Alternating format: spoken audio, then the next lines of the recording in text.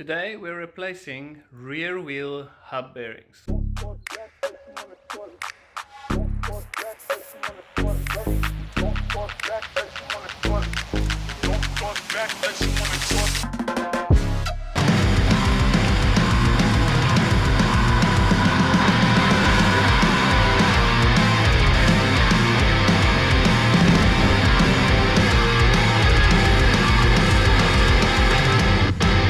So if you rotate this little shaft here, then you definitely feel like a grinding, maybe like there's some kind of debris inside the bearings. So yeah, I haven't done this before, but I've read that this piece, you can just grab hold of it with like a pliers and pull it out, and the same on the disc rotor side. This just pulls loose from the hub, and then you can have access to the bearing. What you can do is you can loosen this nut, and then the whole cassette comes off, and then you see the microspline Freehub body. But what I'm going to do is, I've read that if you pull on the cassette rather than pulling out this guy, this whole setup comes off with the microspline Freehub body still attached to the cassette, and then you've got access to the bearings on the hub side. We're going to do that because we want to see what the bearings on the hub side looks like, because we want to replace the hub side bearings. We're also going to look at the Freehub body and see if we can maybe get access to that bearing and maybe replace that as well. My little workstation. Okay, so I'm going to pull on the cassette and then see if I can remove the Freehub body as well as the cassette all attached together. Okay. Oh!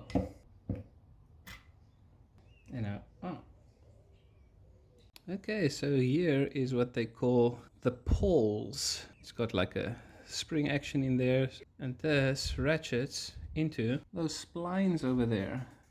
And you can see there's two that came out. Okay, on inspection, there's a bearing this side, but there's also one inside there. I don't know if you can see that, but there's like a blue indication in there. That's a bearing. I must say that both these bearings feel awful, but these guys on the shaft of the hub, they don't feel that bad though. So what we're gonna do next is we're gonna take the cassette off of the Freehub body and see if we can remove these bearings.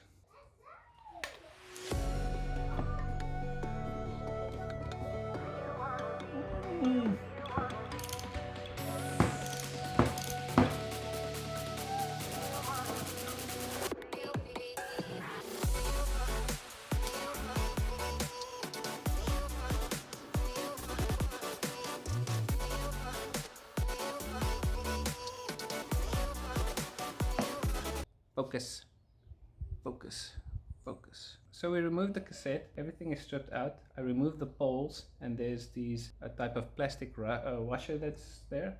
We've got access to the bearings. This is the one, the other one is deeper on the inside there. There's a spacer on the inside, and it's movable, that if you push it down, then you kind of have access to get to the bearing. If you've got like a screwdriver or something, that you can just knock it out. So we're going to try and do that. But first, let's clean it. It's very dirty.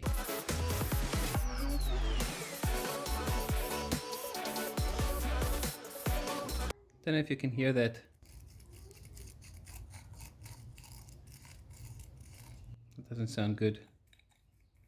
You can see the bearing is visible on the inside because there's a little piece in the middle that can move around. I've got it supported on these two planks, and we're going to try and knock the bearing out from the top.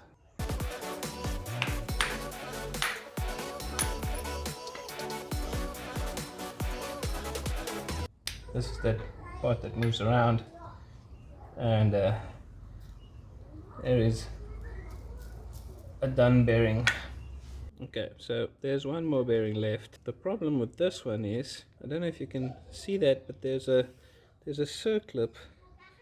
We're gonna have to get that circlip out because it looks like the bearing needs to go this way and not out the other end. So I'm gonna struggle with that quickly. That part needs to come loose and out, which it did. I don't know if you can see that, but that little guy over there is out. So I'm gonna just try and get it out completely. There we go. We must remember to put this guy back. Now it looks like this bearing will come out this way.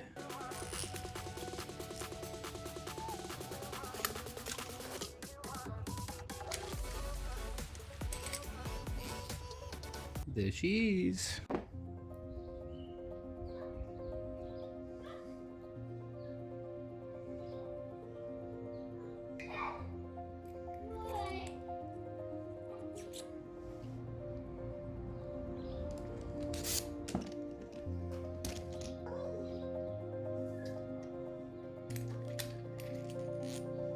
First bearing is in.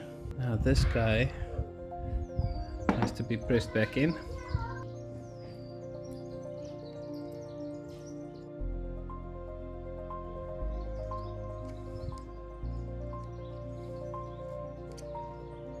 Okay, I'm happy with that one. Now for the other bearing, but first this spacer in between.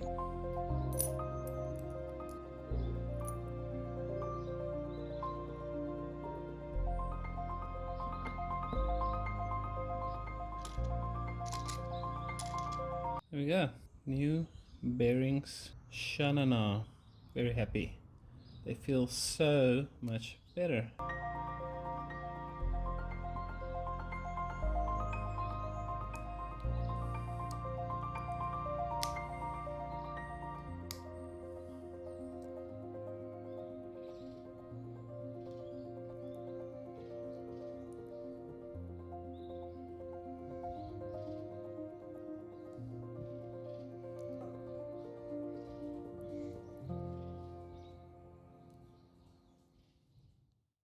Okay, so it's the next day. My camera died on me, so here's what you missed. Put the whole wheel back together and I put it on the bike and something was wrong.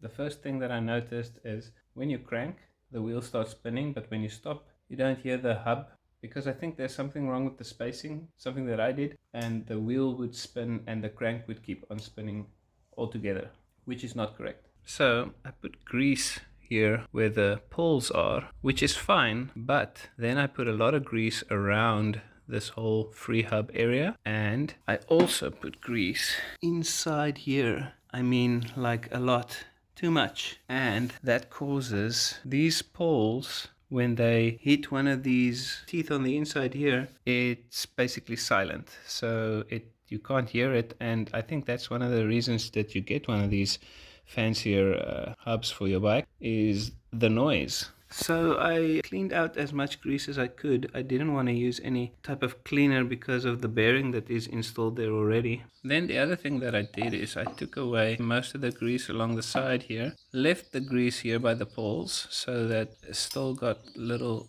lubrication on that wedge that it does over there. So now when you put it back, you've got that's the noise that you want to hear. So now one issue is sorted. I think I figured out what the other issue is. Let me show you. So this little plastic washer, which is actually a seal, I think when I put this all back together, I did not take care of putting this into its place over here. So I think it was creating a wedge and causing, every time I would crank and leave the crank, that's when you want the crank to stand still and you want the wheel to spin and you hear the ratchet noise that the hub makes. I think because it was wedging, the free body was still spinning with the wheel, which meant that the cranks were spinning with the whole drivetrain. That's the two issues that I found. I'm gonna rectify that and then we're gonna see what happens. So let's carry on. We are just going to put a little bit of grease on this shaft because you can see that there is a little wear and tear going on the shaft. Okay, now we're gonna put in the Freehub body. To put this back, it's pretty easy. You just push it in and then you push it with a little twist to the left, so that these poles can lock into place because it's one directional. If you turn it this way, it goes freely, but this way it locks. So I'll show you now. We're gonna push it and twist it to the left, and it goes in. Now this plastic seal I'm going to push into place because I'm sure it needs to be in there.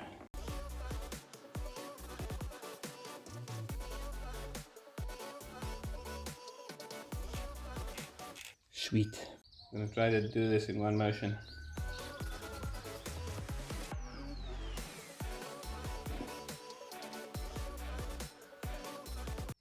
Alright then.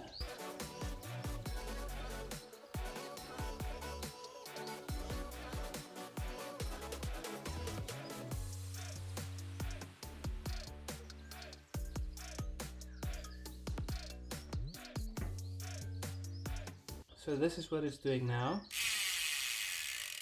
It's what it's supposed to do, but it didn't do that before because of that green washer slash seal that I forgot. Or I actually, it wasn't about forgetting, I just didn't notice that it had to go into that place, because when I removed everything it came out all at once, so I didn't see that, and that's the difference. Also, now we've got noise. Before, with all the grease, we didn't have noise, and that's what you want.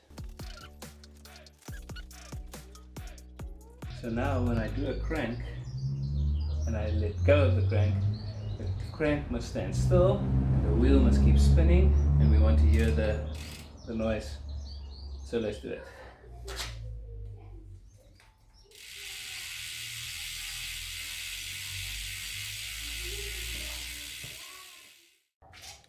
So what was supposed to be a hub bearing replacement ended up being a Freehub bearing replacement.